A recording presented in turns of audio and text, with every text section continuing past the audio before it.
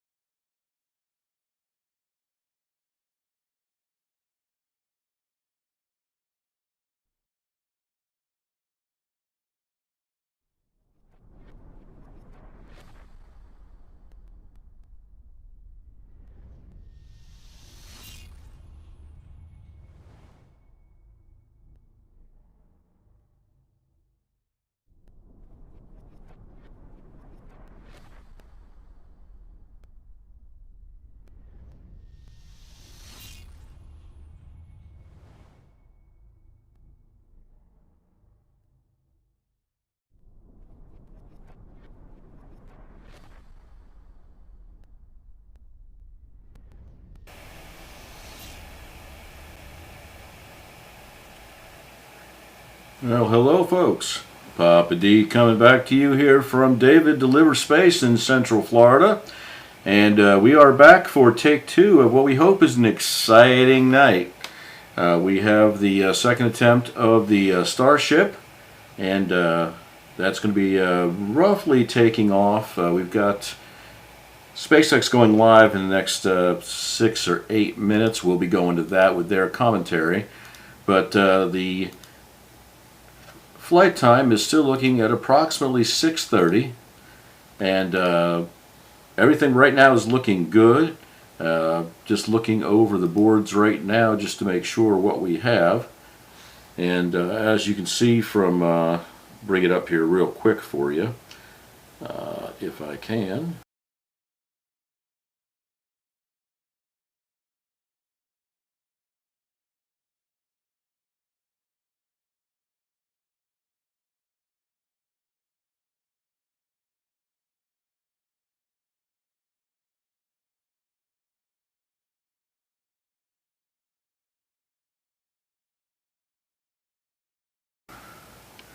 Bring everything back up to you here, but everything is looking good. We had a unfortunate inability to lift off yesterday, and what happened, a number of resets of the clock at 40 seconds took place, and it had to do with a 2-inch retaining pin up on the arms, and of course they tried to reset a number of times, did not work. And just to let you know how that works, if those retaining pins had not let loose, or operated properly I should say, and the rocket attempted to take off, it would have been a whole lot of shades of really, really bad. And resulting in tank damage, or damage to the brand new pad, bad damage to the rocket. I mean, if the umbilical cannot release, you can only imagine, it may tear itself loose, it may not. But if it does, it's only going to be a whole lot of shades of ugly.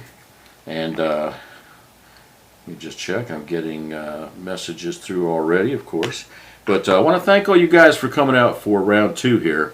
Appreciate every one of you. If you are a subscriber, thank you so much. If you're not a subscriber, please feel free to subscribe, hit the bell, hit the share, watch the videos. It all helps. We are a non-monetized channel. We're not out there. We do have a store with some nice opportunities to buy stuff, but we are not a subsidized entity at all. Papa D, just an old guy that likes doing what he does and is a space nerd with an attitude. So with that, we will just say thank you, but please share, please subscribe, please do all those cool things if you possibly can to help us get ourselves out there just a little bit further into the YouTube world.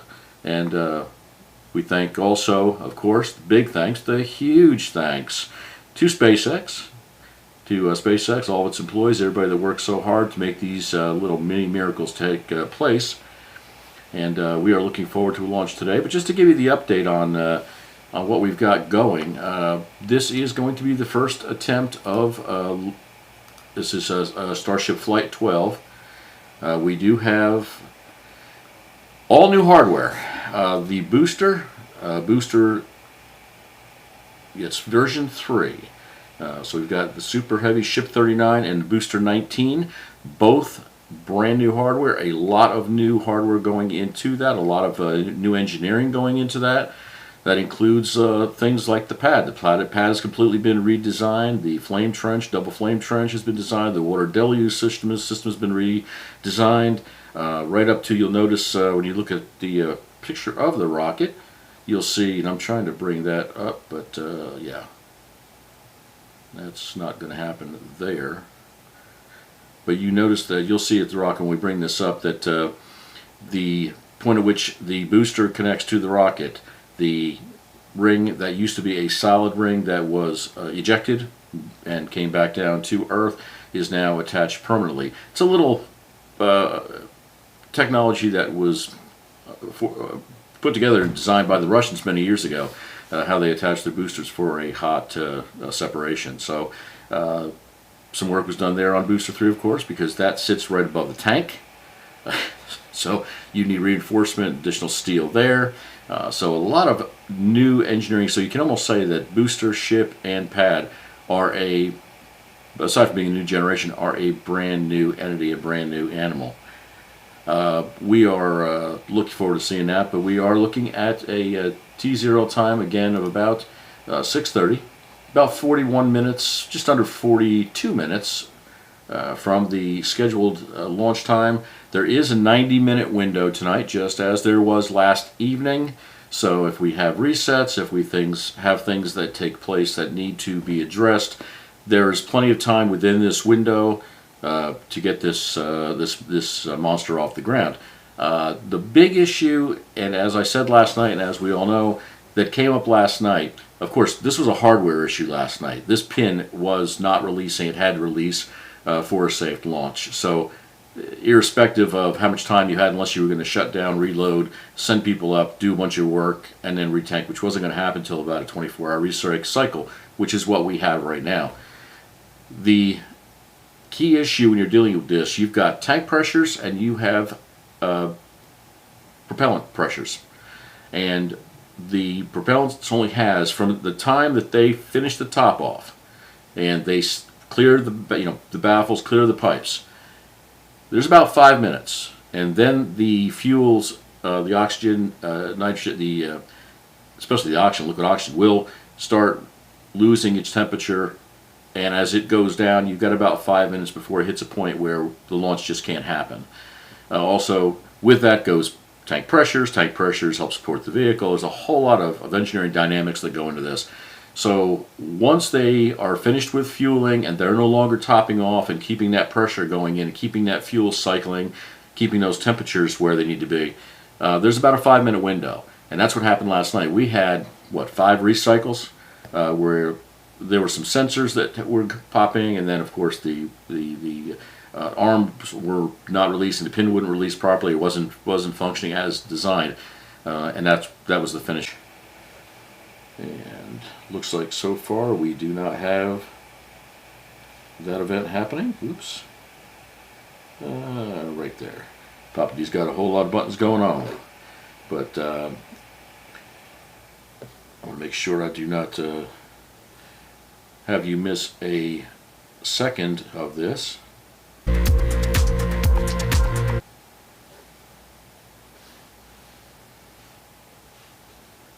Okay.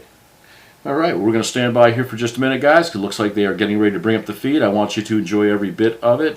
Be back to make some comment as I can, but of course we've got great people out at SpaceX commenting on the launch, and we'll give them every second of that time. Again, thanks to SpaceX. Thank you to our subscribers. Thank you to y'all that step in and check us out and spend time with Papa D. We hope you keep coming back for more content as we keep growing the pages, and as honestly the launch cadence gets popping even more and more. Going to be a busy rest of the year, I think, and definitely a busy 27. So we look forward to that.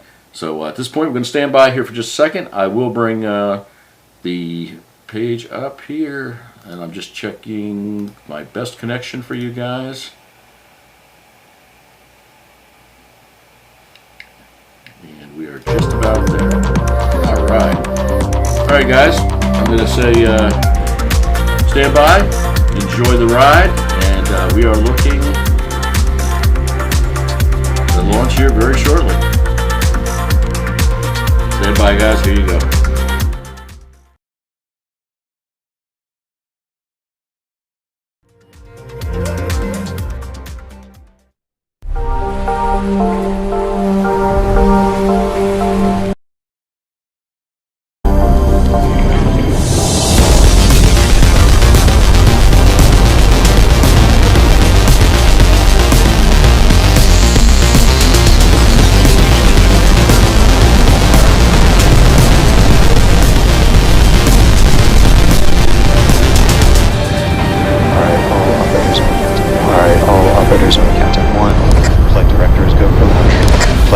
Go for launch.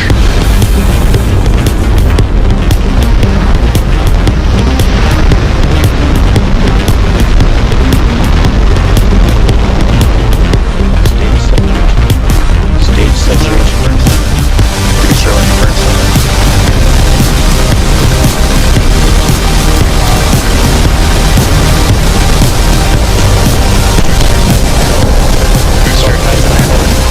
Stall should be trapped on.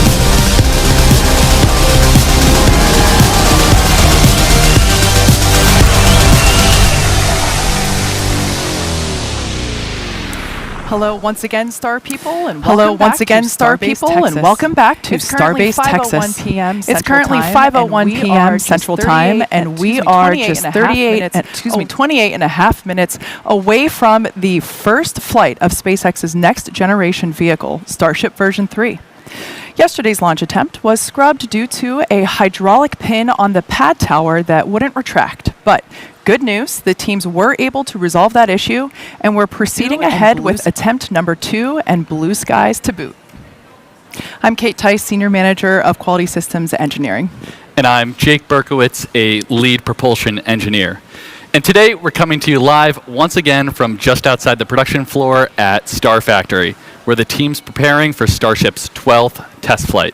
Yeah, yesterday was certainly a nail biter as we recycled to the T-minus 40 second hold a couple of times. And while we unfortunately weren't able to lift off, keep in mind that this is the first flight of a completely redesigned vehicle. So we actually learned a lot in what became a wet dress rehearsal yesterday. Yeah, that's right. And Starship version 3 has undergone significant upgrades, taking everything we've learned from the previous 11 flights to make a vehicle capable of full and rapid reusability. We're debuting a new launch pad, new booster, new ship, and new engines, just to name a few. Yeah, that's right. And as a member of the Raptor team, I can tell you we're all super excited to finally see the newest generation of Raptor engines, also V3, take flight today. I love that view looking up under the Super Heavy. Now, Raptor and Starship version 3 are designed to enable us to send payloads and eventually people all the way to the moon and Mars. Yeah, and in the meantime, we're planning to put Starship to work on future flights by launching bigger and more powerful Starlink version 3 satellites, which aim to substantially increase capacity in orbit, strengthen the network, and deliver an improved experience for customers. Now, turning our attention back to today, our primary objective for Flight 12 is to put these new redesigns all together in a real live flight environment.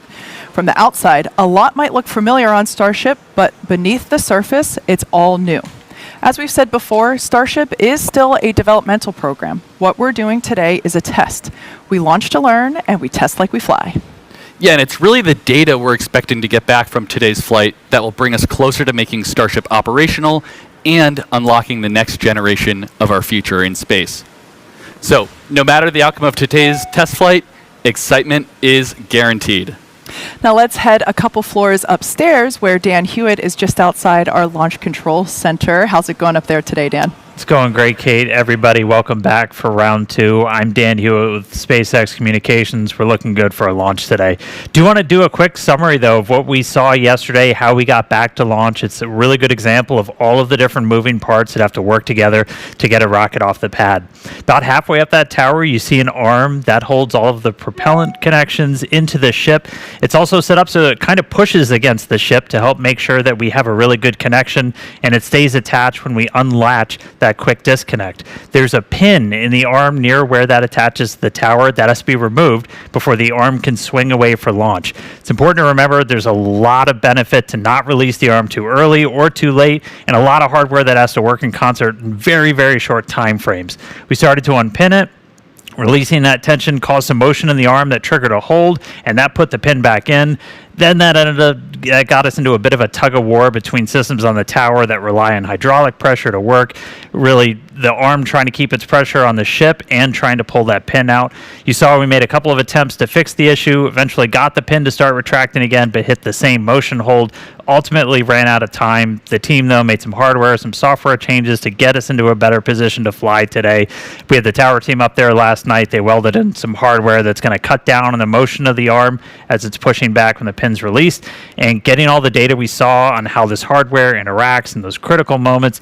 Went in, looked at our software, all of our logic, see where we were overly conservative, where we may have had holds built on the wrong readings or the wrong times.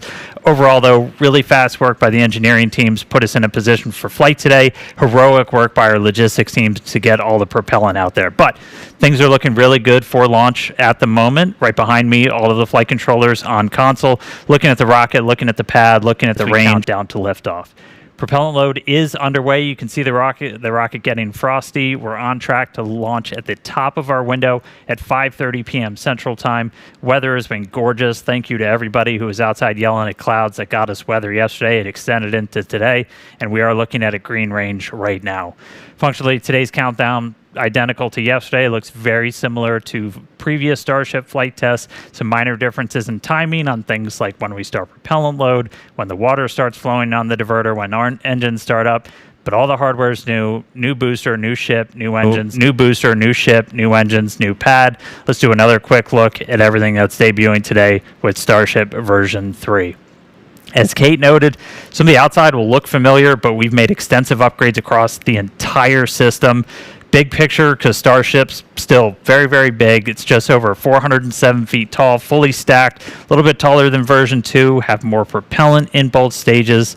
On the bottom half, our super heavy booster has some visible structural changes on the outside. On its top, we've got an integrated hot stage now, got rid of the one-time use one, so we're doing that for reusability. The ship's Raptor engines are going to be igniting directly into the top of the booster. That's where you're looking right now. All of that force and heat offset by the pressure inside the booster's fuel tank and a thin layer of non-structural steel.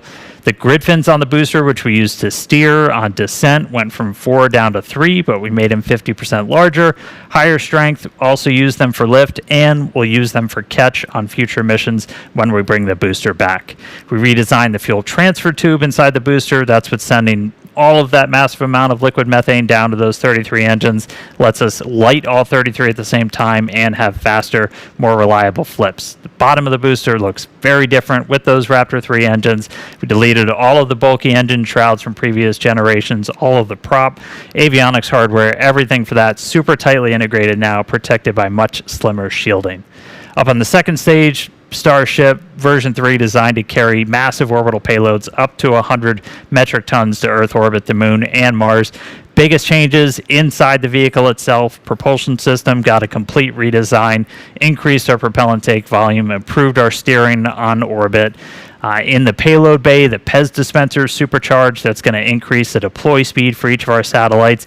We've got 22 payload deployables in there today. It's the heaviest we've ever carried on Starship. Eventually, we'll have up to 60 planned of those Starlink V3 satellites. Also on the ship, we added docking ports. There's 2 right below the payload bay door, 2 near the bottom. That's going to enable us to have starships link up in orbit for propellant transfer. Also modified the connection point in the ship to facilitate that. So a lot of upgrades tip to tail, and still powering it all is the Raptor 3. Now, those engines are manufactured in Hawthorne, California, tested in McGregor, Texas, redesigned their ignition system, bumped up the thrust in the sea level and the vacuum engines, and then took all of the sensors, feed lines, controllers, everything that was kind of the busy sections around Raptors 1 and 2, and either deleted them or internally integrated and protected them inside the engine. That dramatically cut down on the weight, made it easier for those to manufacture. So, just an incredible amount of effort from the world's best engineering team getting this rocket to the pad, ready to launch today. I'm going to stop talking for a little bit. That was a lot. Send it back down to Kate and Jake for more on Pad 2. Yeah, so like Dan was just saying, the team has been working hard on a brand new rocket, but we also redesigned the ground systems. And that brand new Pad 2 is making its debut today. We took everything we learned from operating on Pad 1 to create this totally new launch pad.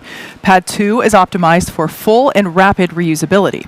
We've upgraded our propellant farm with much more storage and more pumps to enable super fast filling for launch and relaunch. And on the tower, we changed to shorter chopsticks. That's the black assembly there at the top of the tower, and that enables even faster motion to better track vehicles flying in for catch. Yeah, and we also changed the actuators driving those chopsticks from hydraulics to 100% electromechanical, increasing their speed, redundancy, and reliability. On the ground, the launch mount was also completely redesigned, and if I had to describe it in one word, I'd say robust. But it's also smarter.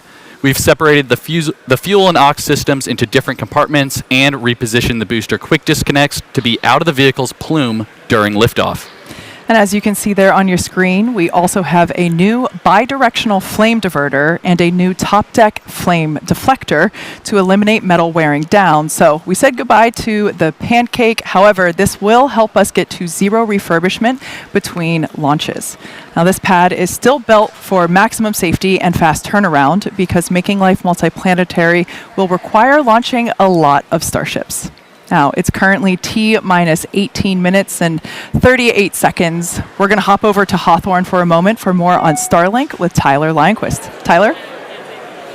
Hey, Kate, thank you so much. I'm Tyler Lionquist, and I'm a Starlink business analyst here at SpaceX. We're excited to be back here in Hawthorne, ready for another attempt at a launch today. So as we talked about yesterday, on today's flight, we're deploying 20 Starlink simulators, plus 2 modified Starlink satellites, which our team internally refers to as Dodger Dogs, because they stretch the V2 Mini satellite propellant tank so that it sticks out from both ends of the satellite.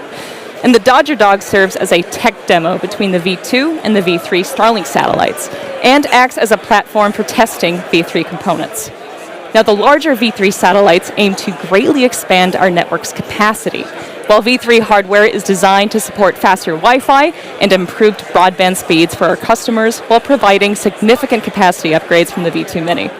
So, in addition to delivering future V3 satellites to the Starlink network, Starship is also planned to launch our AI satellites.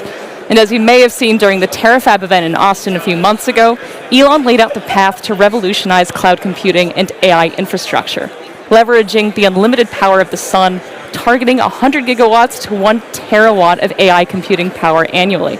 And from there, we're looking at connectivity beyond our planet too.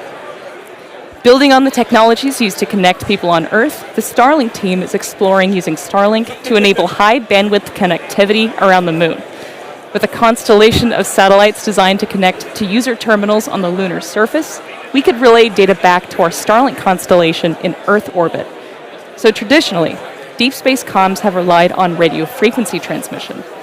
But this new design would use lasers to relay data back to Earth, which can massively increase the bandwidth available to future lunar missions. We currently have thousands of lasers operating in our Starlink constellation around Earth, and deploying that technology around the moon could connect it with hundreds of terabits of capacity. Together, this could provide the connectivity backbone between the Earth and the moon, and enable gigabit connectivity anywhere on the lunar surface, providing data for rovers, habitats, and astronauts, and hopefully some incredible views for us back on Earth too. So all of that adds up to a lot of satellites, but the good news is there's still plenty of space in space. That said, the Starlink team takes space safety extremely seriously and works hard to encourage best practices across the entire industry so space stays open for as many people as possible. In fact, just yesterday, the Starlink team published a new update on Starlink.com to encourage all satellite operators to better coordinate and follow best practices to keep space safe. So for more on safety, go to starlink.com/updates. And with that, let's kick it back over to Kate and Jake and Starbase for today's mission profile. Thanks, Tyler. Now let's dive into the flight profile for today's test. As we've mentioned already a couple of times, there are numerous redesigns making their debut today across the entire launch vehicle. In light of this, we want to keep our learning focused on all of that new hardware and software. So we're running a flight profile that's similar to past Starship flights in order to minimize any new variables. Yeah, that's right. So, as always, we start with liftoff, where Super Heavy ignites 33 of those brand new Raptor 3 engines. We power through Ascent ahead of hot stage separation, where the booster shuts down all but 5 sustainer engines. Stage 2 then lights its Raptor engines while still attached to Super Heavy, where we see stage separation, debuting the integrated hot stage, directional booster flip, and engine relight for boost back using 33 engines. And after coasting for a few minutes, the booster today will target a landing burn and soft splashdown a few miles off from the coast of Starbase. Ship keeps it going with Ascent burn to a suborbital trajectory. Then we'll deploy 20 Starlink simulator satellites and 2 Dodger Dogs, as we affectionately call them. We also plan to relight a single Raptor engine. Next will be re-entry a few minutes later. For the first time in a while, we're intentionally not messing with Starship's heat shield. At that point, we should have some amazing views of the ship's Technicolor re-entry through Earth's atmosphere. If all of that goes as planned, we'll finish the test with a landing flip, a landing burn, and a soft water splashdown in the Indian Ocean. And in just a few moments, thanks to Starlink, we'll be going live to the Indian Ocean and chatting once again with the ship recovery team stationed out there. Yeah, I'm super excited about that. That's going to be totally awesome. But sit tight, because first we're going to go to Dan for a quick status check. Yep. Hey, everybody. Good news. Still looking good. Range is green currently. We're expecting another update on that in just about 4 minutes. That should be our final determination. Weather continues to look amazing. Vehicle and pad both looking healthy. We are a little over 80% on fuel, 95 on LOX in the ship, and then a little more than 2/3 it's looking like on booster. So we are on track today, looking good for a launch right now at 5:30 p.m. Central Time.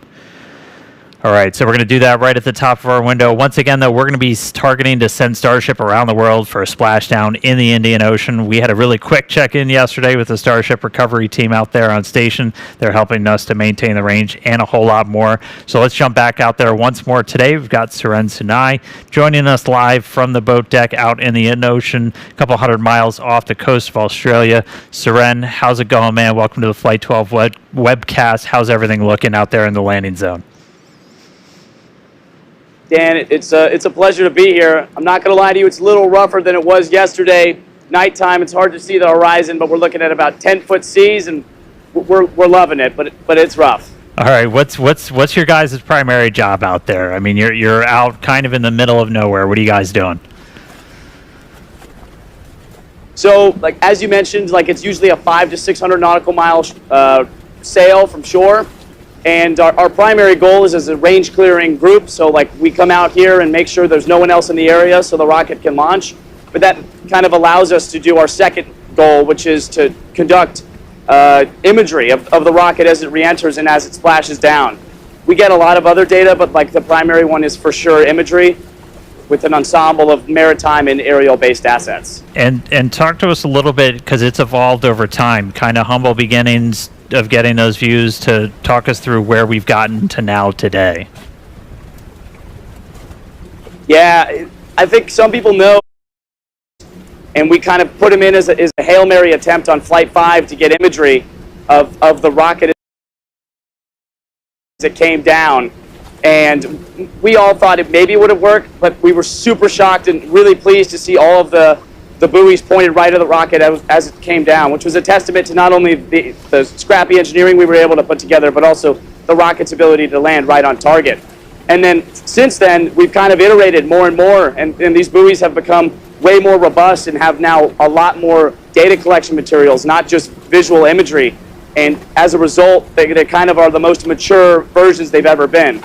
And it's really cool because almost all the buoys that we're deploying even now for Flight 12, we just got them off our back deck a few hours ago, are the exact same ones that were used for Flight 5. And I saw a couple of user terminals. How's Starlink kind of playing a role in this entire operation? Dan, I'm not gonna lie to you. If we didn't have Starlink out here, we would be screwed. Like just on like a usual basis of like working, we're allowed to like have calls with each other and like work on documents with each other, send things to each other in like a very timely manner because of the Starlink on the boat. But not only that, each one of these buoys is equipped with a standard Starlink Mini, the one you would just get from like ordering it commercially, and that allows us to not only operate the buoy remotely, but also to get live stream data and telemetry, which is honestly super useful, and I don't think we have another solution for it without Starlink. All right, before I let you go, what's it like? You're out there and then all of a sudden Starship appears out of the sky. What's that feel like, man? Dan, I can't lie to you, it feels awesome. Just like being on the boat, not seeing any land for miles and miles, and then hearing the Starship crack down with its sonic booms and watching it breach through the sky, it is one of the most magical feelings on Earth, and really excited to feel that again today. All right, well, thanks, Suren. Good luck, man. Hopefully we're sending the rocket your way real soon. Thanks for joining us in, man. I'm going to send it now back down to Kate and Jake for the latest progress we're making at Cape Canaveral in Florida. Thanks, Dan. Now, if we want to get to the moon and then Mars as fast as possible, there's really only one answer, and it's to launch a lot more rockets. Yeah, and to do that, we're going to need a few more launch pads and support buildings, which is exactly what we're working on over in Florida. So originally built for Apollo and then the Space Shuttle, Launch Complex 39A has flown 126 Falcon missions since SpaceX reactivated the pad in 2017. Yeah, I actually remember the day that we did that. I was able to host the live webcast for that first launch out of Pad 39A, and it was just so amazing to see that pad come back to life. And it's also exciting to see how today, almost 10 years later, the ongoing construction, as you see there on your screen, and the development that will bring a second launch tower to Launch Complex 39A. It's designed to expand our capabilities to support Starship launches in the future, while also continuing to support Falcon Heavy missions from the original Apollo Shuttle Falcon launch tower.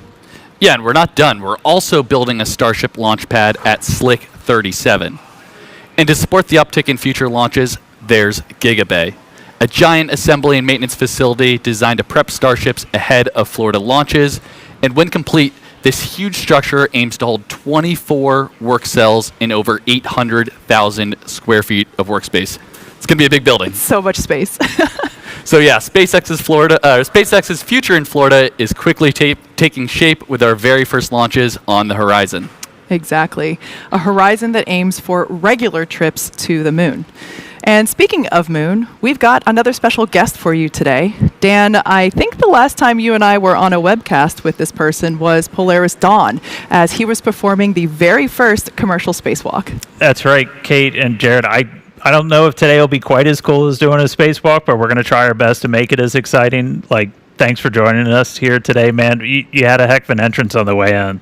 It's great to be here. Yep, certainly great to do a little bit of a flyby. I think they should accompany all the great rocket launches, and we certainly got a great rocket out there on the pad. But wonderful to be back, and no surprise, it's always changing here. It looks amazing. I was going to say, it's been a couple of years. What was your impression flying in? It just the lay of the land. Well, I think it was actually maybe 10 months ago. I was here slinging pizzas. I got a new job now, but it was. There's been so much that's changed even since then. The facilities look amazing. All the housing that's coming in here, and of course, you got 2 orbital launch pads out there and a rocket that's just looking fantastic, especially from the air. It's good. Yeah, you said you got a new job. It's been a slow start to your first 6 months. I mean, you only sent humans around the moon for the first time since the Apollo days. Bill and I kind of nerded out a little bit. Like, that was the last thing I worked on when I was at NASA, so seeing them go was just insane. Like, how's everybody feeling after the success of Artemis 2? Well, I'd say I have the best job in the world, and I certainly work with an unbelievable team. I mean, as you know, that mission was a long time in the making, so I got to show up at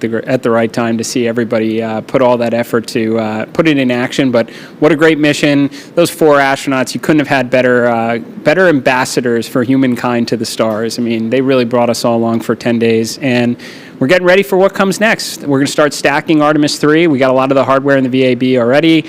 We're hoping to even get out to the pad before the end of the year, do another wet dress. So, all right. And we're looking forward to seeing this thing fly, because hopefully at some point in the not too distant future, we're gonna join up in Earth orbit. Yeah, what's coming up next, and ultimately, like, based on the moon, that's the big focus. Like, what's kind of the why? Like, why are we doing this for everybody? Oh, well, I mean, and yes, we're certainly trying to get back to the moon, but what's coming up next? We're also building a moon base in parallel. And why are we doing that? Well, it's for a lot of the shirts I see around here, which is Occupy Mars. I mean, what a great opportunity.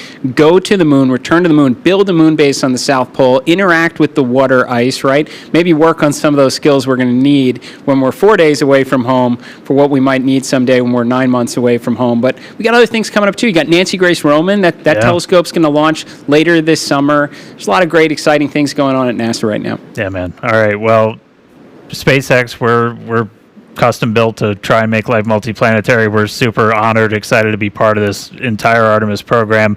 Really excited to see Starship, sending people to the moon, all of the different pieces working together. It's going to be a really exciting future. Oh, absolutely. Well, thanks for having me here. It's great to see everybody. Again, I know a lot of hard work leads up to a moment like this, so we're all rooting for you, and we're looking forward to meeting up next year in Earth orbit. All right, man. Well, I'll let you jump back in there. Got about 4 minutes to go. Toss it back down to Kate and Jake. Yeah, I think it's safe to say we could listen to you guys yap about the moon pretty much all day. It's so inspiring to hear about the future of exploration on the moon. And if you caught the show yesterday, you also heard some more future space exploration news. Yeah, that's right. From Mission Commander Chun Wang will be one of the first humans to become an interplanetary traveler. Don't think I've ever said that word before. While also joining Starship's first mission to fly past the moon. Yeah. Incredible. Amazing. In fact, that Dragon capsule that you saw there was Dragon Resilience. That is the same Dragon spacecraft that Administrator Isaacman flew in both Inspiration 4 and Polaris Dawn. So it's a good one. Now, Dan, we're now coming back into a terminal count again. Anticipation is definitely growing as we proceed towards our second attempt. Once again, this is the first flight. We're aiming to fly for the first time, Starship version 3. Massive upgrades across the vehicle that you see at the pad there, as well as the pad itself. The good news is we've had a pretty quiet countdown today. We are looking at a green range still, not tracking any issues with our weather, with the vehicle, or with the pad for a launch. We are now getting into the phase where we're closing out prop load on the ship, and then booster is going to close out in about 15 seconds or so. Once we're fully done with this, you're looking at 11.5 million plus pounds of liquid propellant on board Starship and Super Heavy. We're going to get the pad itself ready, push back all of the propellant that's in those lines running from the farm up to the launch mount, just kind of harden the area and get it ready for launch. We're going to peek inside, hopefully see the engines do a little wiggle as we do our final steering check. That'll happen at T-minus 100 seconds, and then after we get through T-minus 40. If you tuned in yesterday, you're very familiar. If we need to hold, we can go into what's called rapid recycle, essentially, where we can hang out at T-minus 40 seconds. It's built in. We're only going to hold if there's an issue, not currently tracking one. They can pop up after we pass T-minus 40, but right now we're looking good. Hopefully going to move right past that. And then once we do pass T-minus 40 seconds, a number of events will occur in quick succession. That is when the QD vent gate or quick disconnect vent gate will clear the gas commodity lines that connect the pad to the vehicles. Both the ship and the booster will configure their comm systems for flight and will rapidly run leak checks on gas and fluid tanks. And the booster goes to internal power, and its engines will get their final priming for launch, while the ship's engines begin their ascent bleed profile and arms the automatic flight safety system. Yeah, and once we pass T-minus 40 seconds, we still have the ability to rapidly recycle the count under certain conditions back to T-minus 40 seconds. Looks like we might be getting some engine wiggles here, as Dan mentioned earlier. These allow us to check out the thrust vector control actuators on these engines. It's important to make sure that they can steer. Yeah, that's definitely right. And flame diverter on pad 2 activates at around T-minus 17 seconds and enters what is essentially the point of no return at T-minus 10 seconds. If we have a hold close to T-minus 17 seconds, there's a chance we could recycle, but the closer we get to T-minus 10, the lower that chance becomes.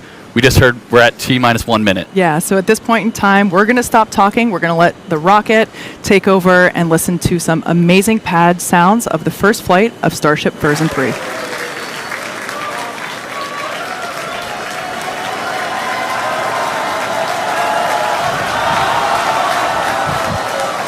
All right, we are holding. We were just waiting for the fuel pushbacks to complete into the prop farm.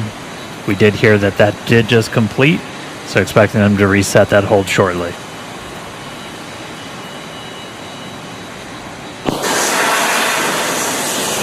Clock, the hold is reset, clock is rolling. Flight directors go for launch.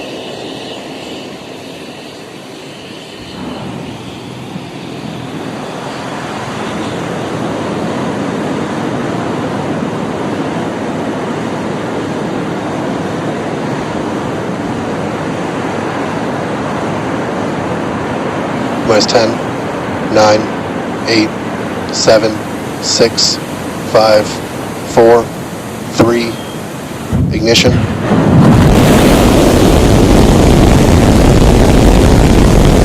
We have liftoff.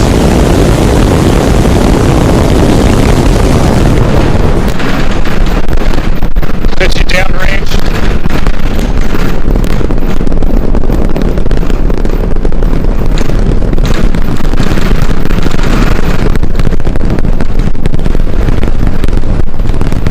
Booster Raptor, chamber pressure nominal.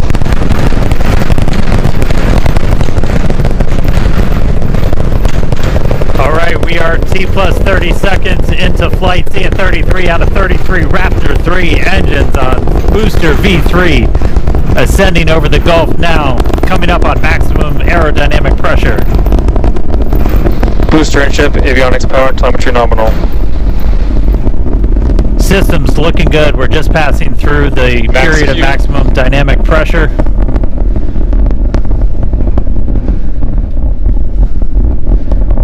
A little over a minute into flight now.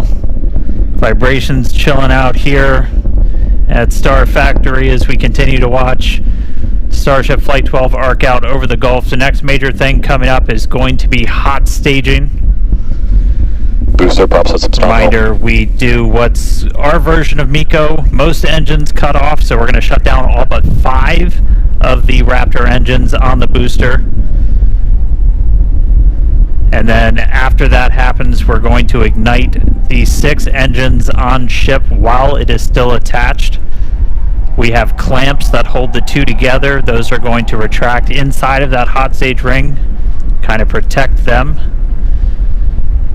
Like we had one of the engines go out, still flying on 32 of the Raptor engines. But again, once we get the hot staging, those 6 engines on the ship are going to ignite.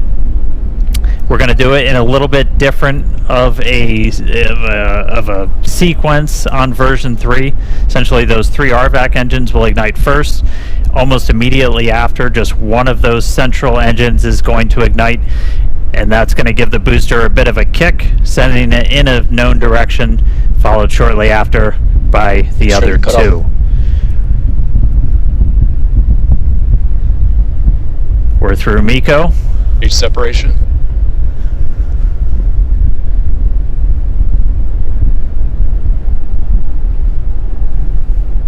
There you go, successful hot staging separation. We are not seeing as many booster engines ignite as we expected for boost back, but we are seeing 6 good engines lit on ship. It looks like we just had an early boost back shutdown. Again, a reminder, the booster was planned to essentially head into the Gulf for a splashdown, but it has shut its engines down early on into boost back. And we just see one of the RVAC, so we're now running on 5 engines on ship. We do have engine out capability, so it's going to continue into its ascent. You got booster on the left there, ship on the right. Ship avionics power and telemetry nominal. We are not planning on bringing the booster back for this flight, as this was the very first time.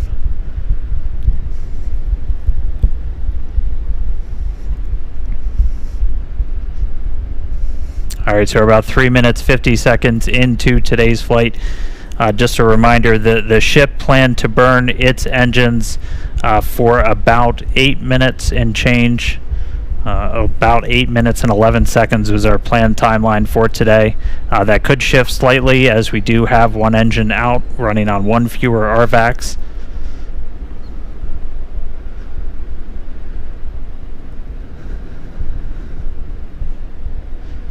Again, continuing to watch. So booster did not complete its boost back burn. We did not see all of the engines ignite that we expected. Are continuing to get some views from it, though. That's going to make a splashdown somewhere in the Gulf. Reminder, we clear air, sea space, everything for these launches.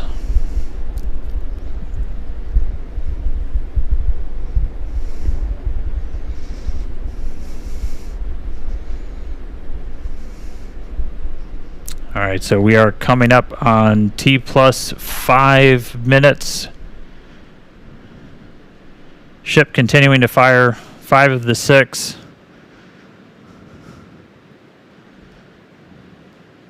Standing by for callouts, making sure ship's on its planned trajectory. Again, we are planning a suborbital trajectory for the ship today.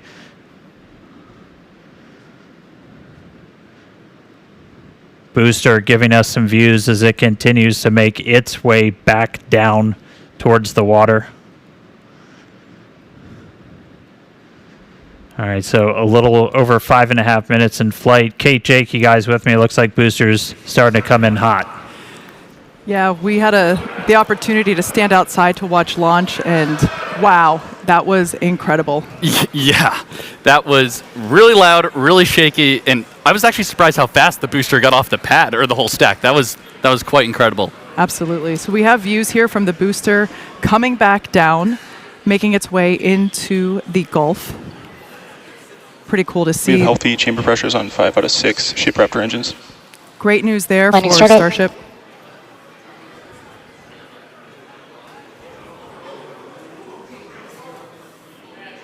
Once again, we were not going to bring the super heavy booster back to the tower. We were planning on having it land in the Gulf.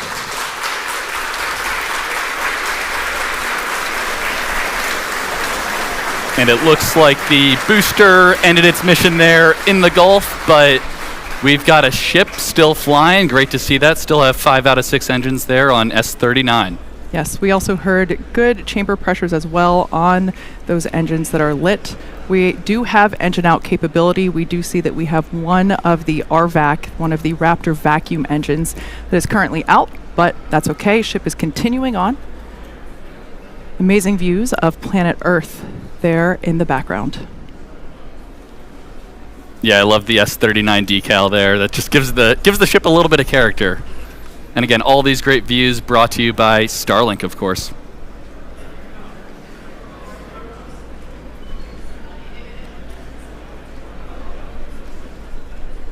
Yeah, obligatory shout out to the entire Starship avionics, camera, electronics team. Did a whole lot of work to get these upgraded cameras. A look inside of the ship skirt, you can see those 3 center engines ignited. The RVAC's continuing to fire as well. We did see at least a couple engines fire up on booster for that landing burn before we lost contact with it. We should have just a little over 20 seconds to go. We'll see if the burn extends a little bit for the engine out. Essentially, you can run your engines a little bit longer or throttle up a little bit more to account for the one engine not being lit. So right now we are standing by for SECO.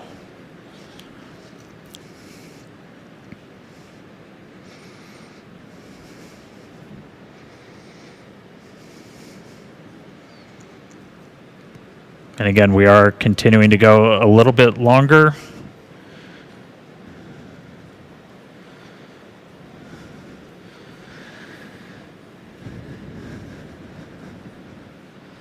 Five engines still burning on ship.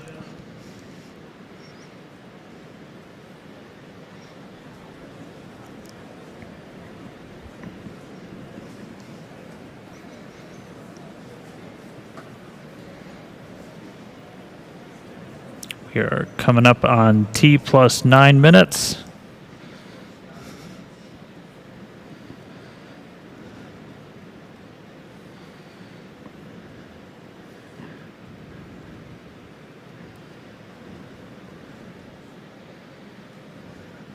And starting to see shutdown. RVACs have shut down. Sea levels are shut down.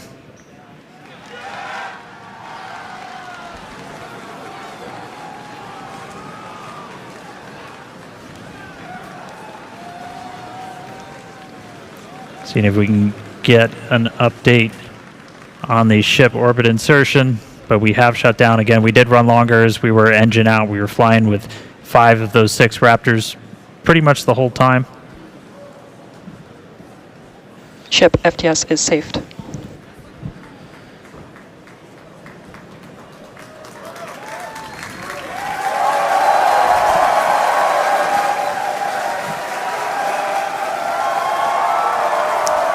All right, well, we definitely got a ship in space right now.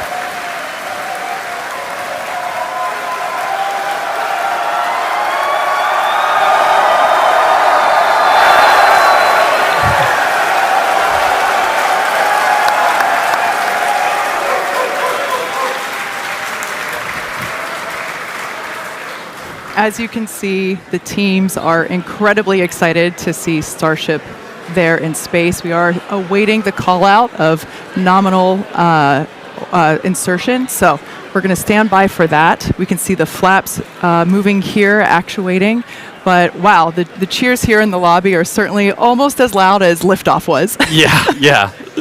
Man, a lot of action going on, and you know, we said at the top of the show, excitement guaranteed, and we're only 11 minutes in. We still have a lot more to go here on the mission today. So all objectives are done on the booster, so now all eyes are on the ship as we get ready for our in-space objectives. Exactly. So like I said, we're still standing by to hear the call out for nominal orbital insertion, but we've got a few minutes before the next milestone. So we're going to continue. We've got some amazing views here of the ship. Wow, it's just that this is our planet. This is our home.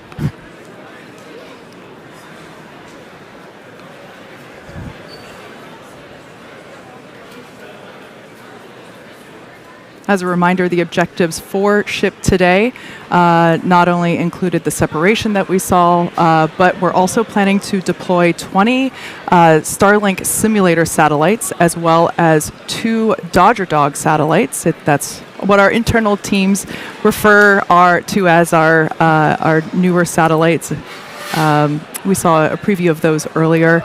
We should see those deployments here in a little bit. We're also hoping to perform a relight of a Raptor engine as well.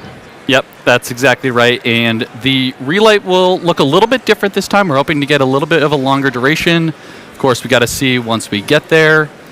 And that relight won't actually be changing our orbit necessarily, but we're doing it more so as a technology demonstration.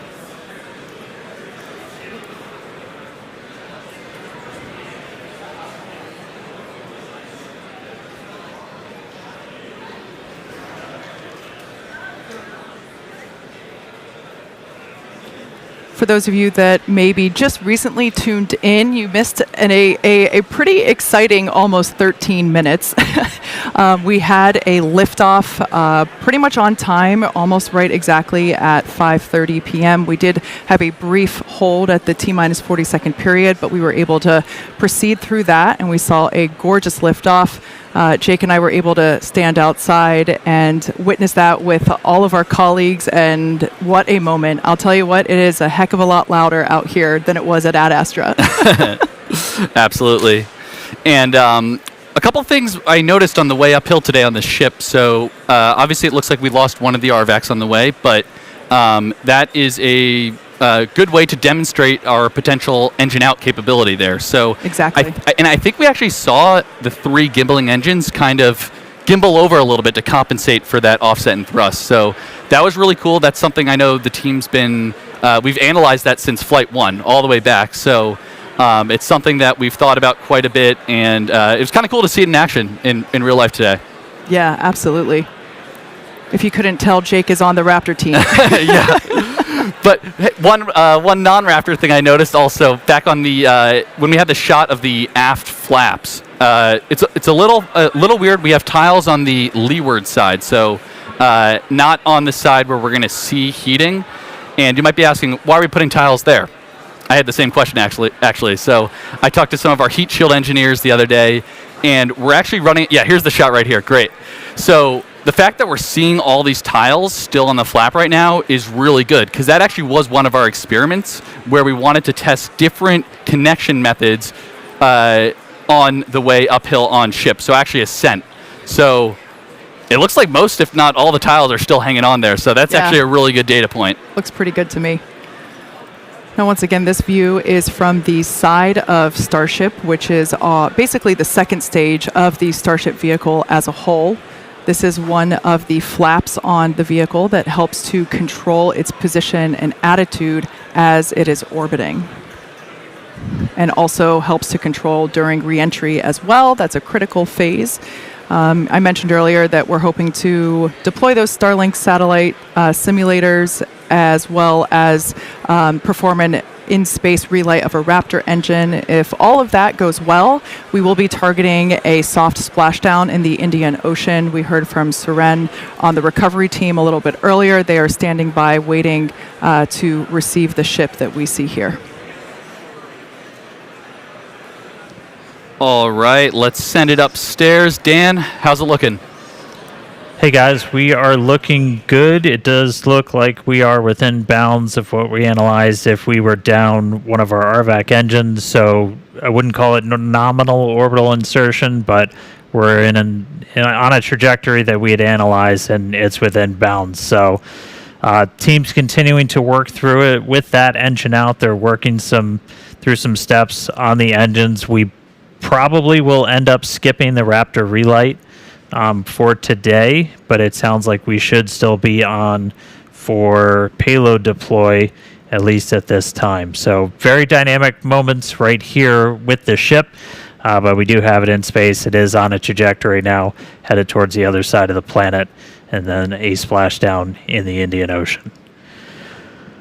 It's going to start to get darker. We're heading into an orbital sunset, so we're gonna have darkness for a little bit, and then it'll brighten up once we're on the other side of the planet, and hopefully looking at some good daylight when we re-enter into the Indian Ocean.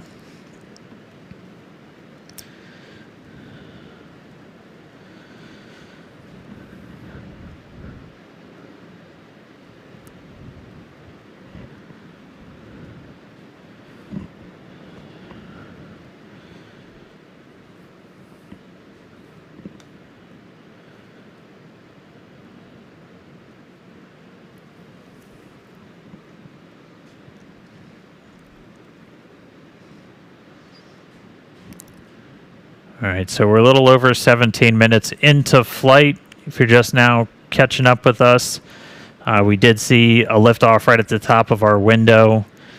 Super Heavy getting off the pad, initially lighting all 33 of those Raptor engines, got through a successful hot staging. Initially lit 6 engines on ship, had 1 RVAC go out on the way uphill, but still able to make it into space. And right now we're trying to see if we are going to get into payload deploy still.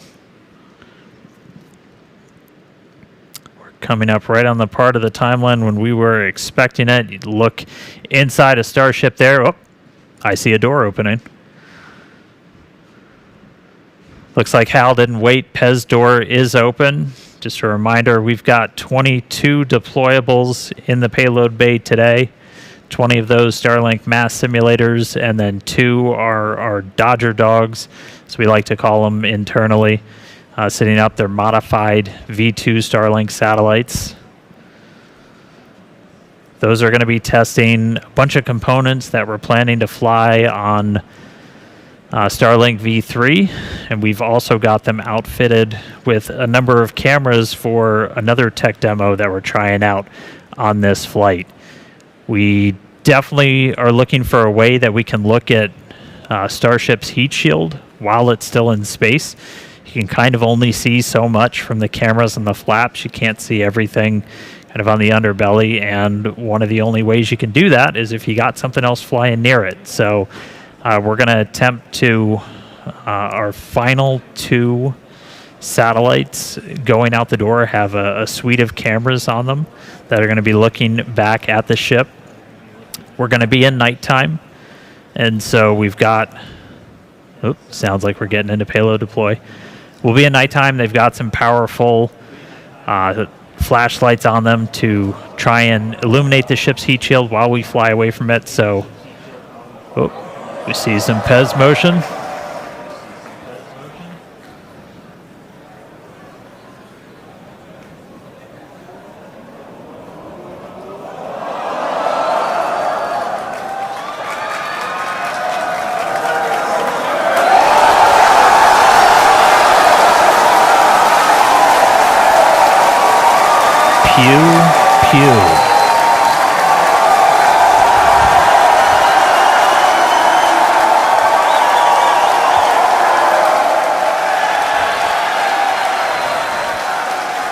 Two down, 20 to go.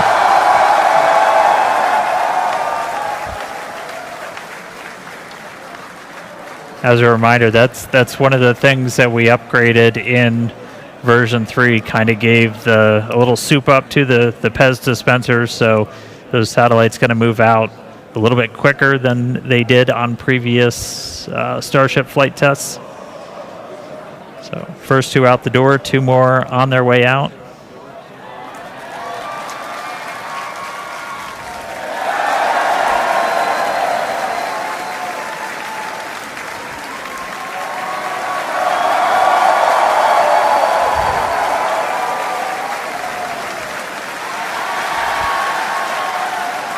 All right, 4 down, 18 to go.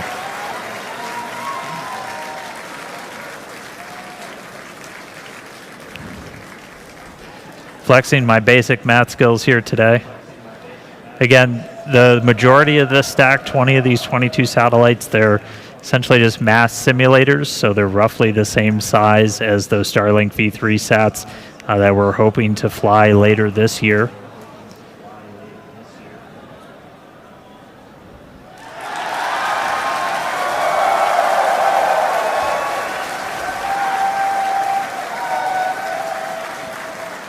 And from this top-down view, so you're looking down at the stack, those 2 satellites you see on the very top, that they'll look very different. They've got solar arrays. They've got a bunch of other deployables on them that we're going to be testing out that are going to be V3 tech, and they've got 3 engineering cameras and then 1 other camera that's hopefully going to be giving us some views of Starship in space.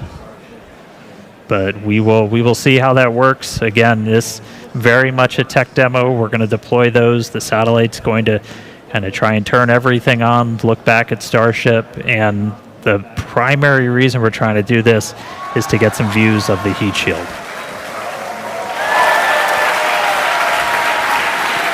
All right, 2 more out the door. 2 more out the door, and I think that counts, or that comes up to 8 total. As you can tell, the teams are stoked to see this demonstration happening. It's pretty incredible to see this happening live from space. Now, as we noted earlier in the show, but worth repeating, this Starship, version 3, is built to deploy up to 60 of Starlink's more advanced V3 satellites. Everything's V3. Designed to offer 60 terabits per second of downlink capacity per satellite. Now, that is 20 times more than each Falcon 9 does today. Incredible. All right, I think that's number 10 going out the door. Yeah, there it goes.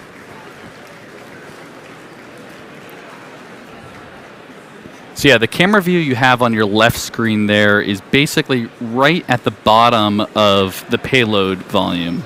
So the kind of dome-shaped structure you see there that's actually the top of the fuel tank.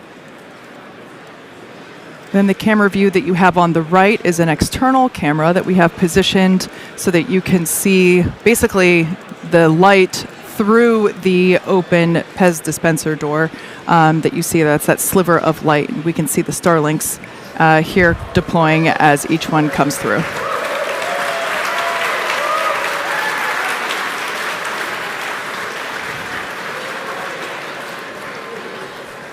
As we mentioned, we have 20 of these Starlink simulator satellites, and then we have 2 of these specially modified, as we call them, Dodger dogs around here. Those, as Dan mentioned earlier, they have some V3 tech on them, some solar arrays, and those will be the last 2 that will be deployed today. Yeah, that's right. And seeing this, as I think Dan called them turbocharged or supercharged PEZ dispenser, it's definitely coming out much faster than our previous flights. So that is really good to see. Yeah, look at that.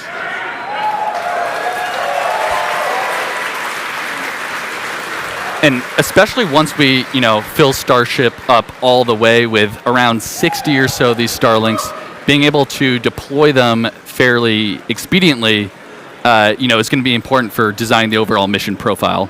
Yeah. Now, fans of Starship may know that Starlink enables lots of unprecedented views, both from space, as we see here, and on Earth. In addition to the dozens of cameras on Starship itself, we also have mobile Starlink camera kits deployed in the Indian Ocean. Yes, Starlink also connects our aerial cinematography units on the ground at Starbase and at other strategic camera spots around Texas.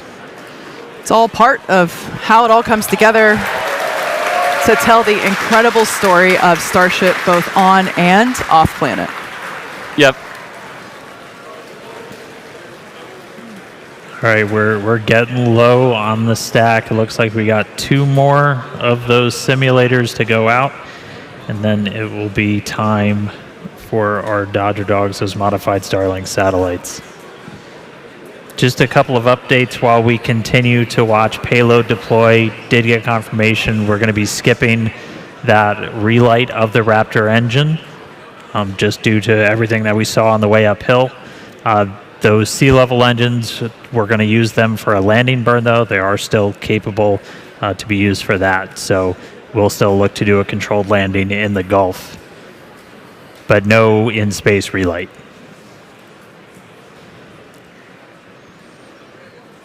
All right, I think that's 19 and 20 headed out the door.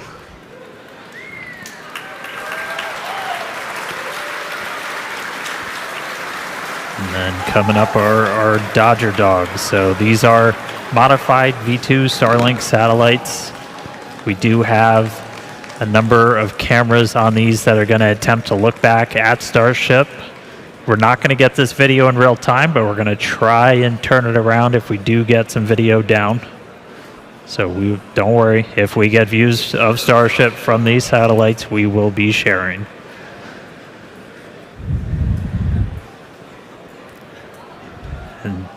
these will be exciting because again they're really a tech demo, getting our chance to test out some of the technologies for version 3. All right, I think that's 18 and 20. My basic math skills are failing now. All right, here we go.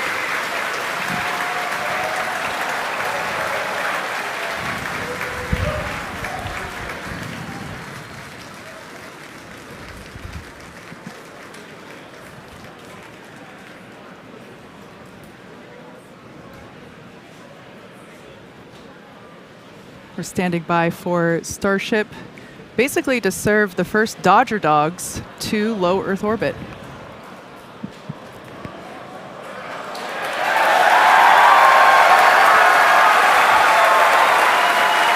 And one out the door.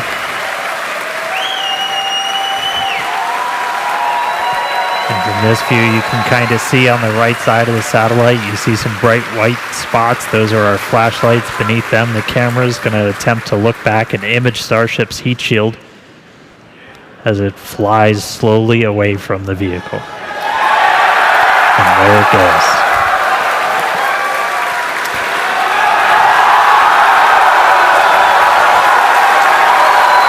Let there be light. Yeah, it almost looks like the light is just shining right at us there.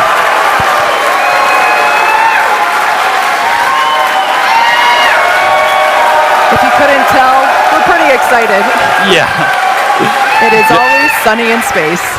Always sunny in space, and that looks like an empty payload bay. So sure does. That's exactly what you want to see there. That's great. So yeah, with payload deploy complete. Oh, you can see the door closing there. All right, there we go. So yeah, with payload deploy complete, Starship will now close its...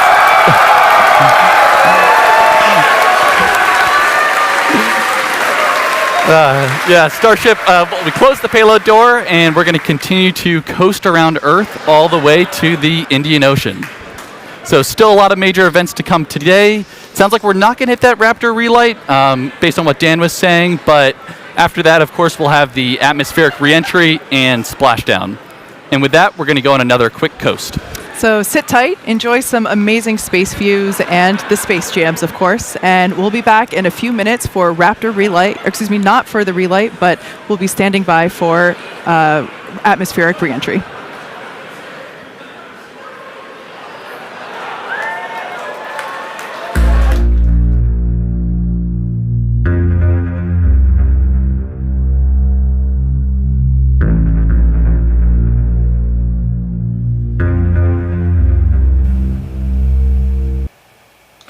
All right, folks, Papa D here with David Deliver Space, and congratulations to SpaceX. We just saw what appeared to be a perfect launch, a picture-perfect launch, so to speak. Not so much on booster once it delivered ship. We had a couple problems with the Raptors.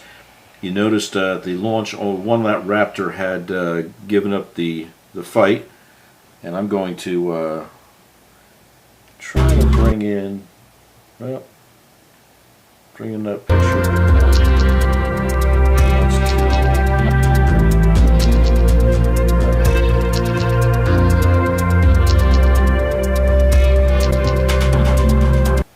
There we go. But so at least we keep an eye on what's going on while the ship is in the coast phase.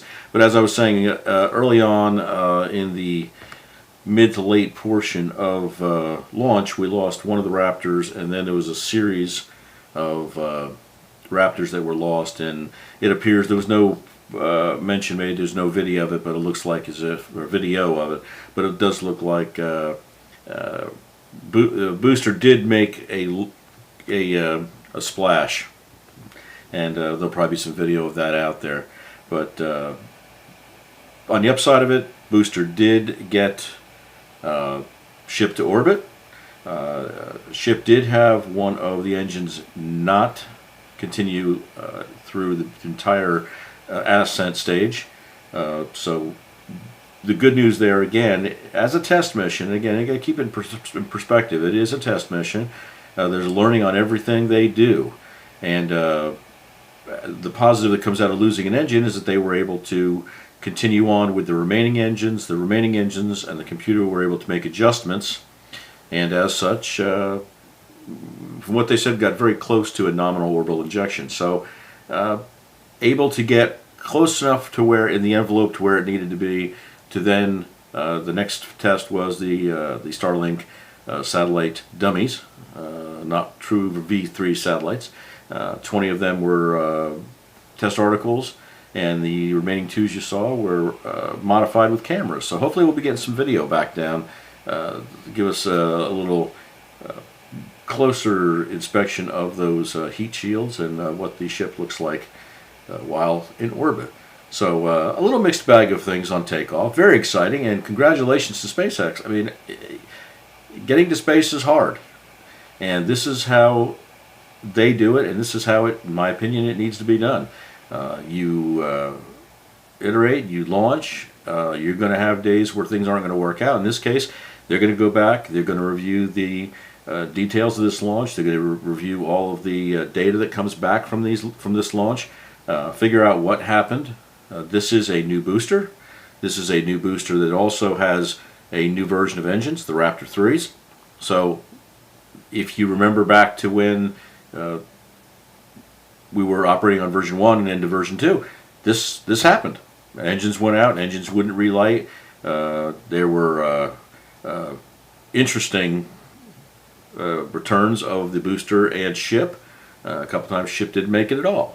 So this is how you do it, and they learn from everything they do, and I have confidence that everything that has not gone off exactly right, the reason why the Raptors didn't function properly on the boost back burn, on the re-entry burn, there was a re-entry burn. I think 1 or 2 of the engines did relight, but at that point it was in free fall, and it was coming back hard whether liked it or not.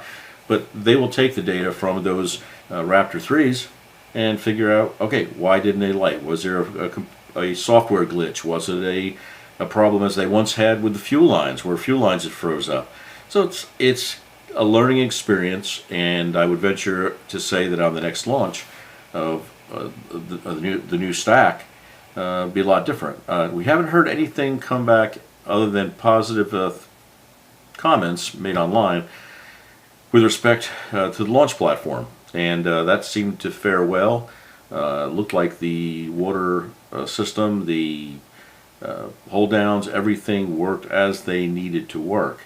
One thing that was mentioned by one of the commentators, and I was thinking the same thing, is, boy, that left the launch mount quickly compared to prior versions. And it was designed that way. There were changes made that there isn't a 3-4 second hold down before they let her fly. So when she took off, she left in a hurry. But again, we have, looks like positives came out of it. We have a couple things that they'll need to look at. They'll make changes and modifications, and I think the next launch will be a different story. But unbelievable launch, and again, I'm going to say it again, congratulations to SpaceX, congratulations to all the employees there, and thank them again for letting us carry these kind of videos. We're still getting, as you can see in the corner box there, some awesome videos from Starship. Looks like to be one of the flap cams. So she is on a little tour right now until she gets around the planet, gets to the other side of the planet, and we hope that, as was stated, the sea level engines will be, with the modifications that are expected that it will make, we'll be able to bring the ship down to a soft water landing without that, with the one missing engine. So we'll see.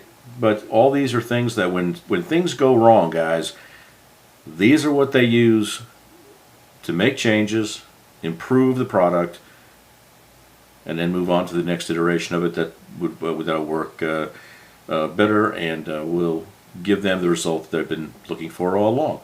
So you can't look at any of these test flights any differently than the first 2 iterations of Starship, and even going back to Falcon 9, Falcon 1. Every failure is not a failure. Every failure is a step closer to the ship operating as they anticipate and expected.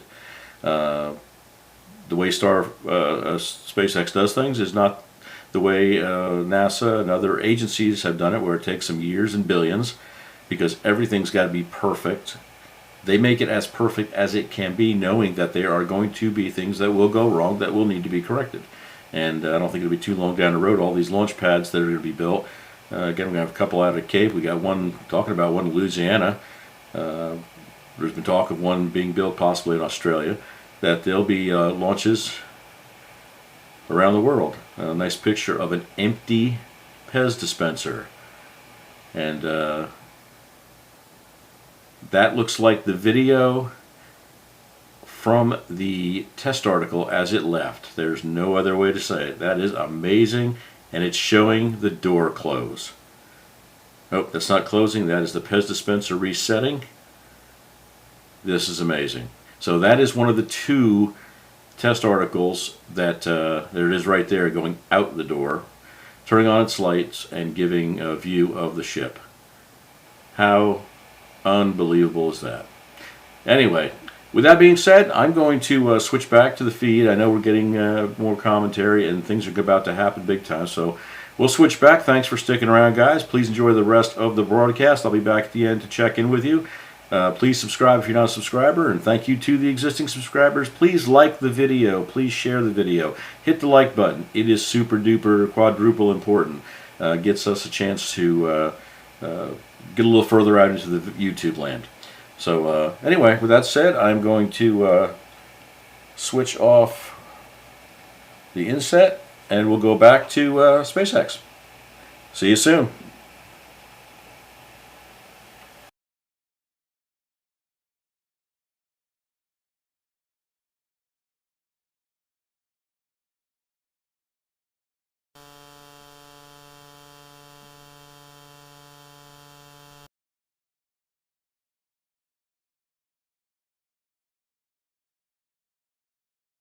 Do essentially a pirouette with Starship to get a look at the heat shield, where it's going to be really important when we start bringing these things back for a catch, which we are hopefully doing in the not too distant future, as they are intended to be fully reusable. But this will give us an opportunity to look at the heat shield while Starship is still in space. So there was a glimpse. We'll see if we get any more video down from those satellites, but I mean, that's one we've been chasing for a while, so really cool to see it come to fruition here on Flight 12. All right, coming up on 40 minutes into the flight, and we should start hitting the reentry period in the next 7 minutes or so. You'll start to see a light show building up. As we had talked about, we did skip that on-orbit relight of the Raptor engine. It was not needed for our trajectory or anything. We are on this suborbital trajectory to splash down in the Indian Ocean. We are going to attempt a landing burn.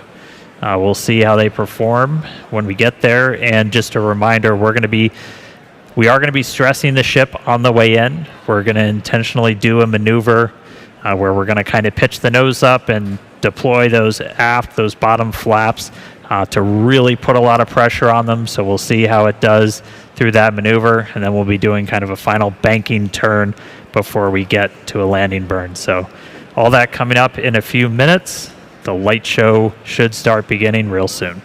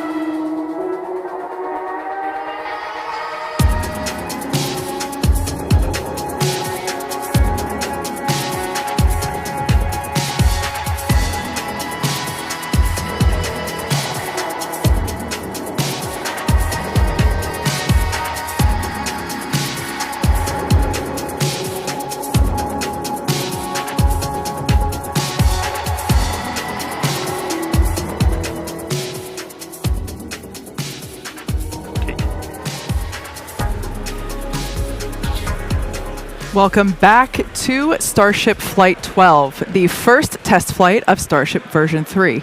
As Dan mentioned earlier, we were able to make contact with the modified satellites just shortly after deployment. And as you may have seen, we got some sweet views of those sats looking back at the ship. Pretty cool to see. Yeah, those views were incredible.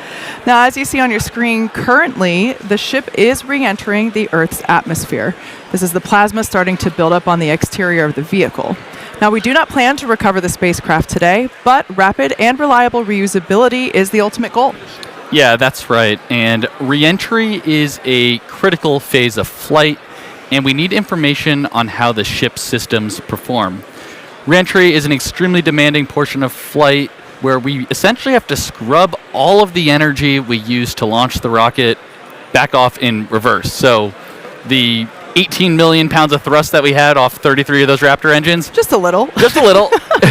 We're now, and then another, several minute burn on the ship. We're now basically undoing all that energy here via aerodynamic braking, essentially. And of course, Starlink is a big part of it, as that's what allows us to actually gather this data and show these live views. And again, the data gathering is really the main reason why we're doing these flight tests.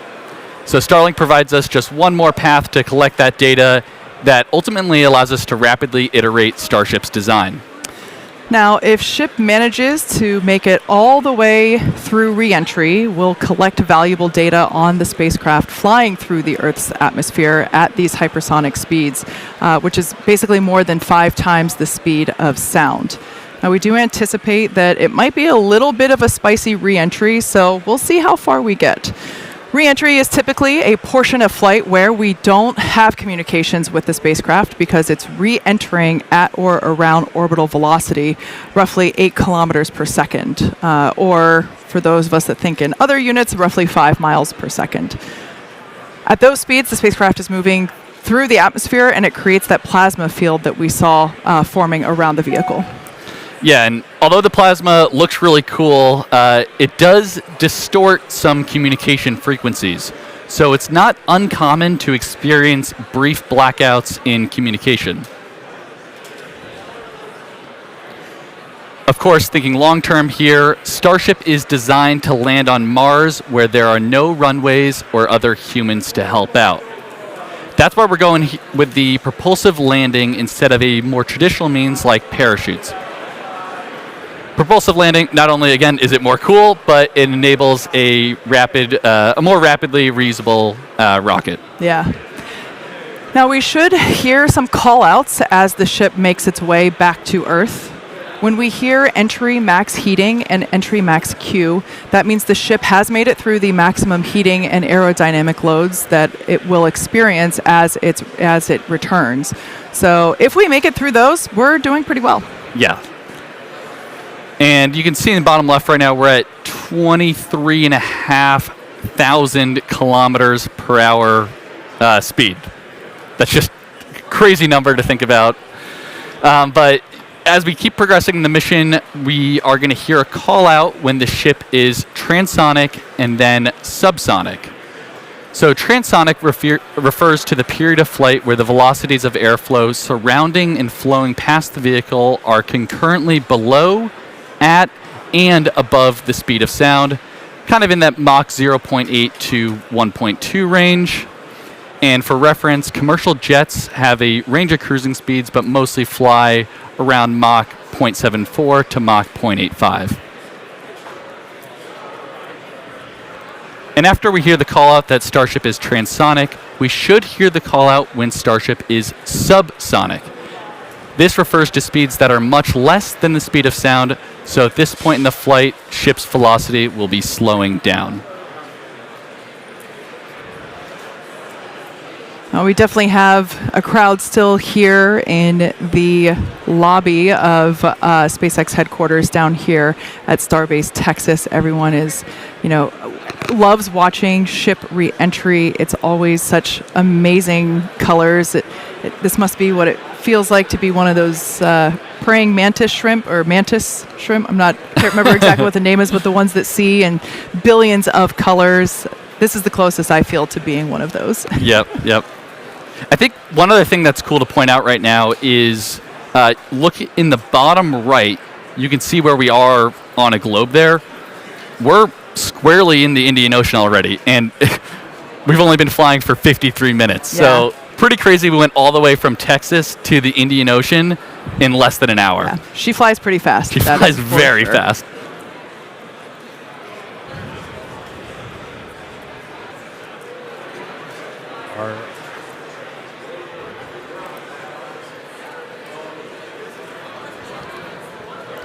All right, so the light show continuing. We are through the period of peak heating, and we'll be looking at the peak pressure coming up in the next couple of minutes. The next 10 minutes are probably going to be the spiciest of entry today. As a reminder, we are going to be doing some stress work on this ship, where we're going to do a maneuver where we kind of kick the nose up to fully deploy those aft flaps to really get a good test of the structural strength of that part of the ship. We did that on one previous flight test on version 2. We're going to try and do that today. Since we did skip the in-space burn, we're carrying a little bit of extra propellant in our header tanks up in the nose, and so that's going to put a little bit of extra stress on those forward flaps as we come in. So we will see if they're able to hold through that reentry. So that will be another watch item. We did skip that in-space burn, but we are expecting at least 2 of those sea level engines to try and ignite for a landing burn. We entered the entry period in a good attitude, so hopefully making our way to the targeted splashdown point. We've got that Starship recovery team standing by, and we should be about 10 minutes away from splashdown. So a lot of excitement over the next couple of minutes. Kate and Jake, let's see how Starship holds up on the way in. Yeah, and we just heard on the nets there that engine chill has started. So essentially what that means is we are prepping the landing engines by getting them down to temperature ahead of that landing burn later in the mission here. And on a lot of our previous flight tests, we've been removing a bunch of the tiles. If you've watched those, we were really intentionally trying to push ship beyond its limits. On the last flight, we even had basically a hole get punched into the liquid oxygen tank that you could see when we did the landing burn into the ocean, and this ship was still able to make it. But right now, we're really going to be testing the structural strength of these flaps on the way in. Again, this is a flight test. We're trying to intentionally find where our limits are. And in this view, you're looking at a whole bunch of tiles. I think Jake talked about it earlier. We bonded some additional tiles to the leeward, or kind of the metal side of Starship, to see how those different bonding techniques would hold up. And looking like we've got quite a bit still attached. Yeah, and as we're going down through the atmosphere here, we are at about Mach 16.1. So still extremely fast, although we have, scrubbed off a substantial amount of our speed already. Altitude at a little less than 60 kilometers.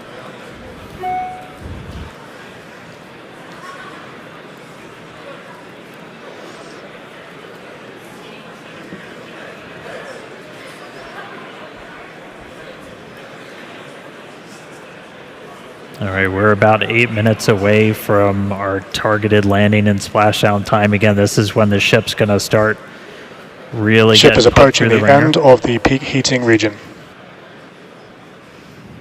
Just heard the call out, getting to the end of the peak heating, so the highest temperature the Starship's going to see during its reentry.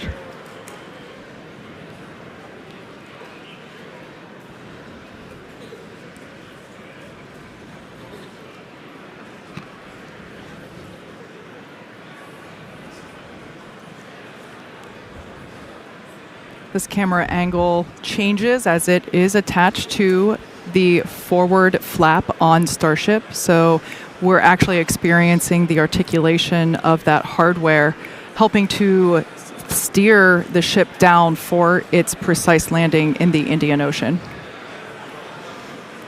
Yep, that is just a really cool, kind of cool piece of perspective there. I know some people say it makes them a little seasick, but I definitely love it. It makes it feel like you're really riding along with the ship on the way down. Yeah, and aside from just looking cool, all these camera views providing just really critical data on how the heat shield, how the flaps themselves are holding up. That's why we've got these in the flaps and then all scattered all around the ship so you can see how they hold up. There's some internal to the vehicle too and we're getting all of this video back via Starlink. Even as we're just enshrouded in plasma, we're able to kind of operate at a high enough frequency to punch through, and that is blue ocean and sunlight you're seeing just beyond the flap. So we are coming down into daylight, hopefully splashing down in the next 6 minutes or so in the Indian Ocean. We've still got a couple of maneuvers lined up where we're going to be really stressing the flaps on the ship. So Ship has passed through the peak heating region. External temperatures are coming down. Wow, that is incredible news. As Dan mentioned, we were expecting this reentry to be super spicy, but excellent news that we're now past that period of peak heating and that now the external temperatures are starting to decrease. Those heat shield tiles there on the belly of the ship really doing a ton of work to burn off all of that inertia that the vehicle had prior to re-entering the atmosphere. Yeah, and you can tell by the G meter down on the bottom right that we're starting to pick up a couple more Gs here, so we're definitely entering the thicker part of the atmosphere where we're scrubbing off all that energy, like Kate's saying.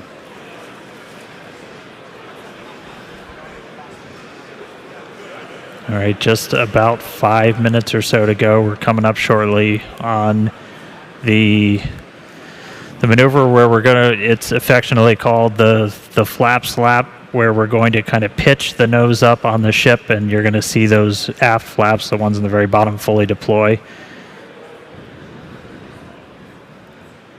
Ship is at peak dynamic pressure. And we're now at peak pressure. Ship flap load test has started.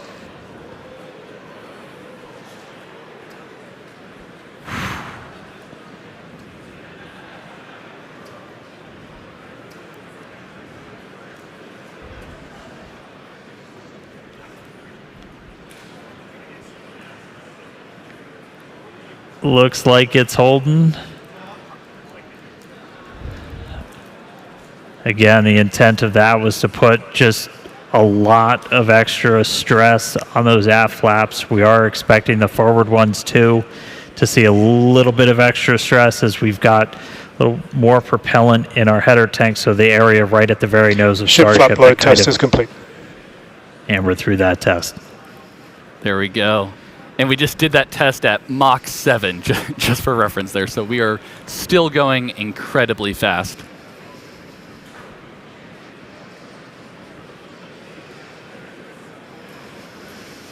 All right, we are just about 3.5 minutes or so away from our targeted landing burn. Again, we're expecting to try and see 2 of these Raptor engines light for the landing burn. Normally we plan for 3, but we're going to give it a try with 2.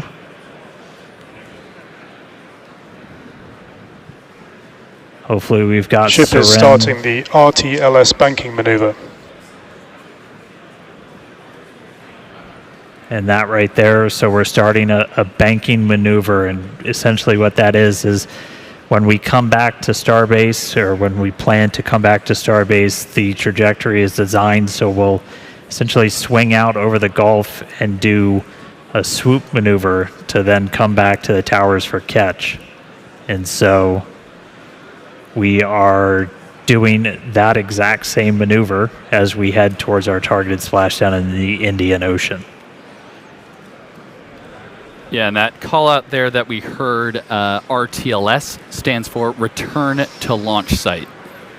So definitely a pretty cool thing we're demoing here on the ship. You know, as in the future, we are going to be trying to bring the ship back to the launch site, which is going to be absolutely insane. Absolutely. But of course, we want to test out these maneuvers, these principles, prior to actually bringing the hardware back to the pad. This is the same reason why we were intentionally not trying to bring the booster back to the pad. So we're trying all these things out in this developmental phase of the vehicle, and really proving what a test flight is. Absolutely. Dynamic pressure is coming down. All right, we heard there dynamic pressure coming down, and I'd say we're in a pretty good bank right now. Yeah, executing the power slide. We're about 90 seconds away from our anticipated landing burn.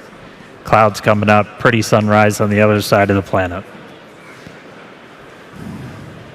Starship is subsonic and is on target.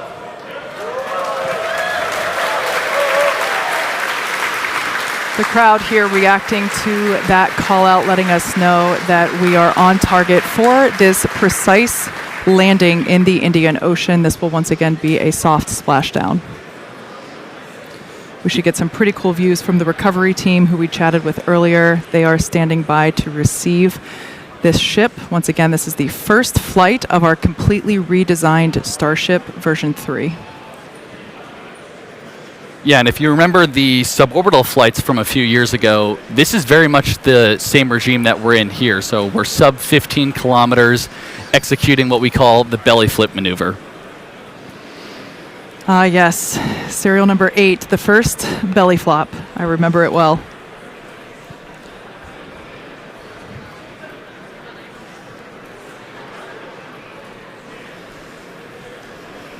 Just some really amazing views of the Earth as the ship is coming back home. Thanks, Starlink.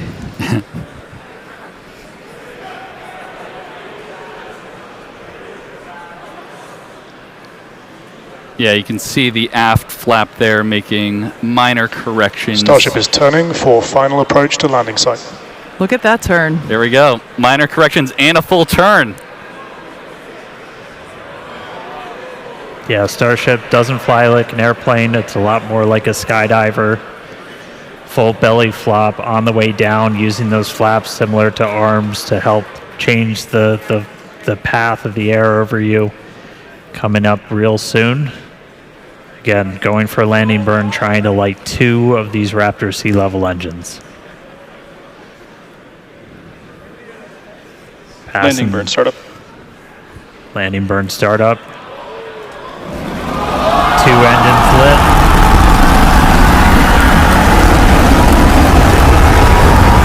Successful flip.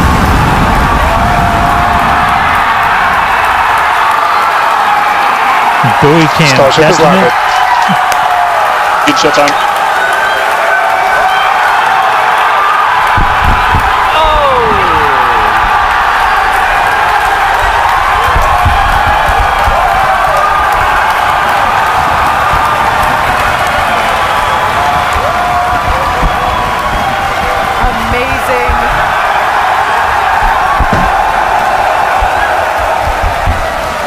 Well, and that was exciting, wasn't it? That is exactly what we wanted to see for the ship today. As weird as it may sound to hear, but it is the truth. Absolutely wild. At the beginning of the show, We're pretty hyped. That was guaranteed crazy. excitement at the beginning of the show, and I'd say Starship delivered. Absolutely. An incredible day for Starship. That was the first flight of that completely redesigned vehicle.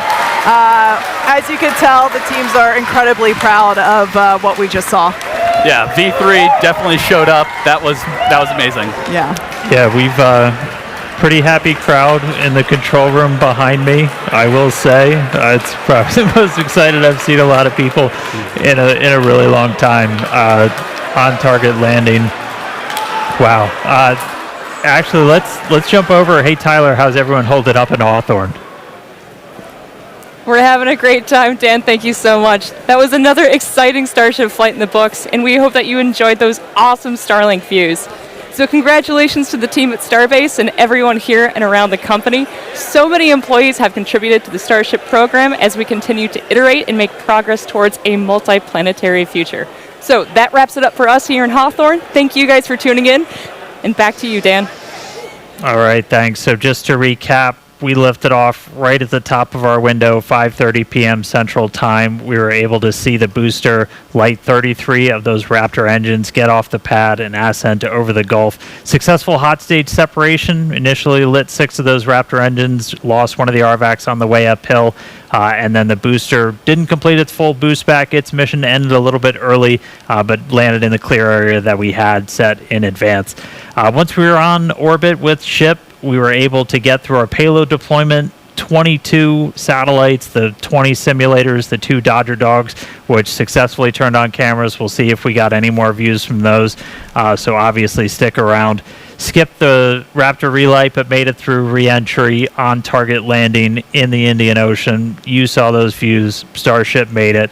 It's been a long time coming. We're really excited to see this vehicle fly, and there are several more on the way. So that's going to do it for me up here. Send it back down to Kate and Jake and everybody who I hope is at least a little bit excited down in Star Factory. Oh yeah, it is absolutely insane down here. We would, of course, want to thank the fine people of Cameron County, including the residents here at Starbase, as well as the Coast Guard, the Federal Aviation Administration, the government of Mexico, and of course the Australian Space Agency. Yeah, so honestly, just huge congratulations to all our teammates here at SpaceX and everyone who's supported the Starship mission just in general here. It's been a massive effort, really incredible. Yeah, there's a lot of people that worked really hard to make things look easy, so shout out to those teams. Now be sure to follow SpaceX on X for updates and more exciting views that we didn't get to show you on today's live program. I have a feeling we'll see some pretty amazing stuff come from those demonstration satellites that we were able to show some initial footage of. Now, if you're interested in more launch coverage, head on over to our profile on X. We also have SpaceX.com/launches for you to check out for the most up-to-date information. So thanks to all of you for tuning in. We're going to close it out and celebrate with our colleagues. Thank you so much for tuning in, and have a great night. We'll see you next time.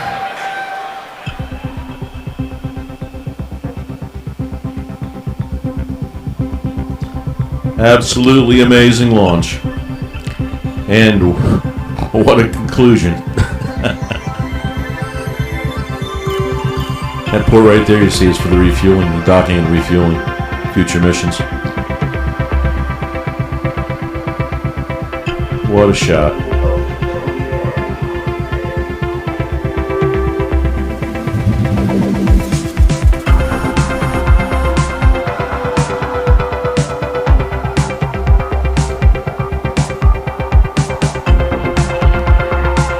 SpaceX team knocked it out of the park today, guys, with the photography, no doubt about it. Like they said, long time coming for these views. There we go.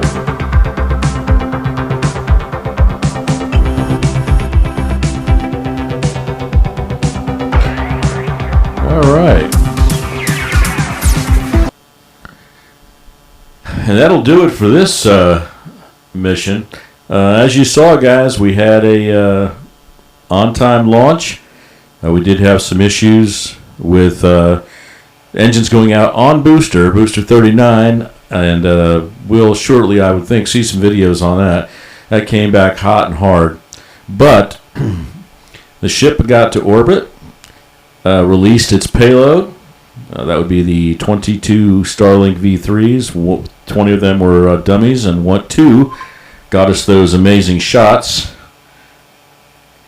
I'm getting messages from people. Yes, it was a heck of a launch. Amazing. I couldn't even imagine what it would have been like to be there on the ground with those 33 Raptors going off. But heck of a launch. A lot of data that's going to come back to allow the next mission to be even better. Did have one of the engines on the ship malfunction. Something happened there, so relight wasn't possible. Again, they'll get data, fix, iterate, and try again. And then in conclusion, we did get a landing of ship on those 2 remaining engines. And then, of course, when she soft landed, she had to lay down. When she laid down, boy, she went out with a bang. So very exciting. But with that, I want to congratulate again SpaceX and all the folks over there that do an unbelievable job. This was an exciting day, a long time coming. It was 6 months for us space nerds to wait for this to come up. And cannot wait. I'm ready for the next one. Pretty much ready to go. So we'll be hearing more about that as we move on down the road. But with that, I'm going to conclude for the night. This is Papa D with David at Deliver Space. I want to thank everyone involved. I want to thank our subscribers. I want to thank Mattis Productions for the bumper music. I want to thank our new subscribers, our old subscribers, and anybody just popped in to say hello to Papa D at David Deliver Space. Please subscribe, like it. If you can hit the like button and hit the bell and all those things, it'll help us a lot. With that, guys, I will say good night. Thanks again, and we'll see you at the next launch.